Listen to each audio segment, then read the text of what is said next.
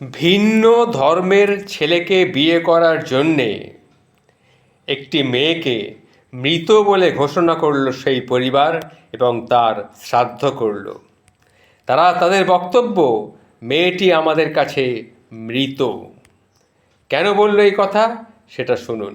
পরিবারের অমতে অন্য ধর্মের যুবককে ভালোবেসে বিয়ে করেছে বলে বাড়ির লোকেরা সেটা কিন্তু মেনে নিতে পারল না। তারা জীবিত মেয়ের শ্রাদ্ধ করল। ঘটনাটি ঘটেছে নদিয়ার কৃষ্ণগঞ্জ এলাকায়।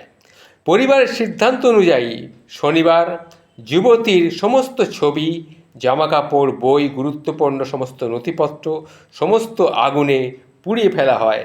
তার স্মৃতিচিহ্ন একেবারে মুছে ফেলা হয় এবং ঘোষণা করা হয় মেয়ে তাদের কাছে মৃত। জানা গেছে প্রেমিকের সঙ্গে সেই মেয়েটি পালিয়ে গিয়ে বিবাহ করেছিল।